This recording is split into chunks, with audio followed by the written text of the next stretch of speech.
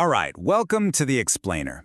Today, we're talking about an epidemic that has 1/3 of all adults in its grip, but most of them have no clue. And what if I told you the cause is hiding in plain sight, in foods you actually think are good for you?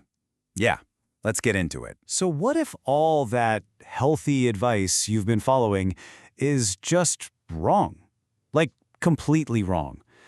Grabbing that fruit juice instead of a soda, or always picking the low-fat option at the store. What if those are the very things making us sick? We're about to turn a lot of what you think you know about nutrition completely upside down. Yeah, you heard me right. 1 in 3 adults. This isn't some rare, obscure disease we're talking about. This is a full-blown, silent epidemic. And the wildest part? The vast majority of people who have it are walking around right now completely clueless. So let's dive in. What exactly is this thing? And why is it suddenly exploding, not just in adults, but in kids too? Let's break it all down. Okay, so the official name is non-alcoholic fatty liver disease, or NAFLD for short. But, science moves on, and now they're starting to call it something much more accurate, MAFLD.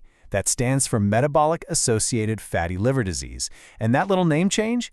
It's a massive clue. It tells us this isn't about alcohol, it's about our metabolism. So you're probably wondering, how would I even know if I have this? Well, here's the really scary part.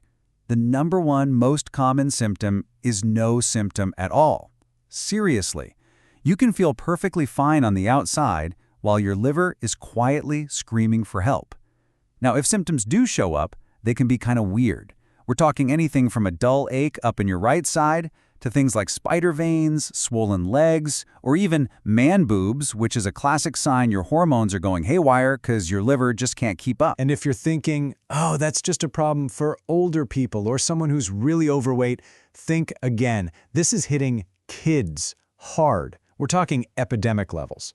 And yeah, sure, if you have prediabetes or high blood pressure, your risk is way higher. But here's the kicker. You can look totally healthy, be a normal weight, and still have a dangerously fatty liver. It's an inside job. So, how on earth did we get to this point?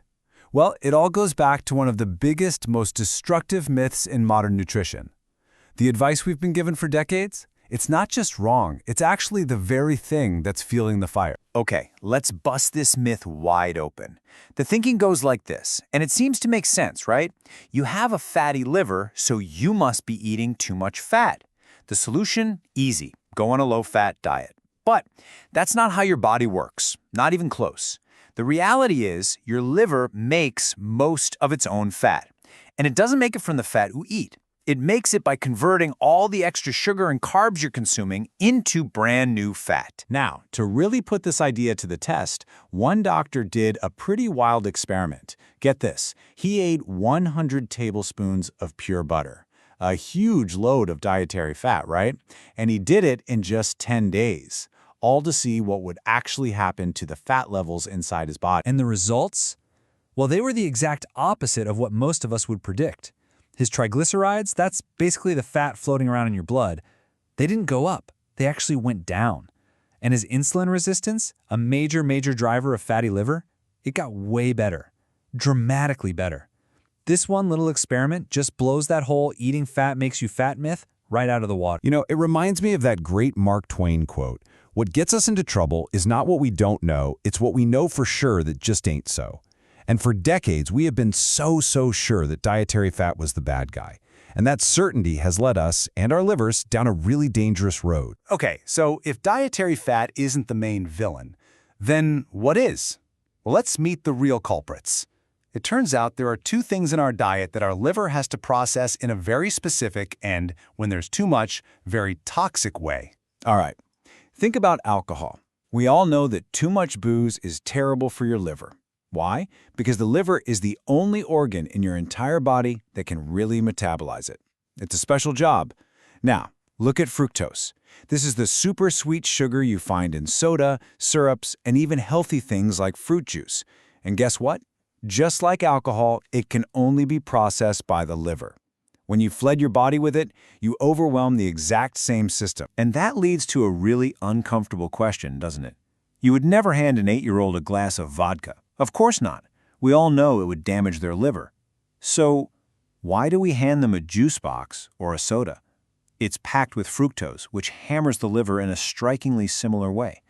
This is a huge piece of the puzzle for why this disease is exploding in kids. And once this starts, it creates this awful, vicious cycle. It goes like this. Step 1. You eat too much sugar and refined carbs. Step 2. Your liver, with nowhere else to put it, converts that sugar into fat. Step 3. Now you have a fatty liver, which makes your body resistant to insulin. Step 4. That insulin resistance signals your body to store even more fat. And boom, you're right back at the beginning, and the whole cycle just gets worse and worse. So the big question is, how do you break the cycle? How do you get out of this mess? Well, the good news is, the answer is way simpler than you'd think. And it's got nothing to do with all the expensive stuff the wellness industry is trying to sell you. First things first, let's talk about what not to do. Forget the juice cleanses, forget the detox teas, forget the fancy superfood powders. Many of these things, especially those so-called healthy juices, are just a fire hose of fructose aimed directly at your already struggling liver. They can actually make things worse. The real solution isn't about adding something new. It's about taking things away. As Dr. Ken Berry puts it, you fix a fatty liver by removing things. Your liver is an amazing organ. It has this incredible ability to heal itself. You just have to stop assaulting it with the things causing the damage in the first place. Just get out of its way and let it do its job. So what do you remove? The list is actually pretty straightforward. Number 1, the big ones, added sugars and fruit juice. Gone. Next, refined grains. We're talking bread, pasta, cereal, all the stuff that basically turns to sugar the second it hits your system. Then you want to get rid of industrial seed oils like canola and corn oil, which just fuel inflammation. And finally, stop the constant snacking.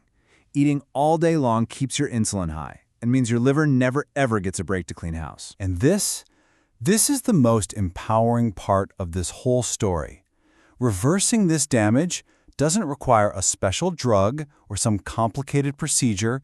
The power to fix it is literally in your hands. It's on your fork. It's almost entirely within your control. And guess what? It really, really works. I mean, look at this story from a real person who ignored the conventional advice. By simply removing the problem foods, they didn't just lose over 100 pounds and reverse their prediabetes. They built a sustainable lifestyle. That's the key. 2 years later, they were still successful. It's not a quick fix. It's a permanent shift, because you finally understand how your body actually works. Which leaves us with one last big question. If the solution is really this simple, stop eating the foods that harm the liver, then why is the advice we usually get so complicated and so often just dead wrong? That's something to think about. Thanks for joining us on The Explainer.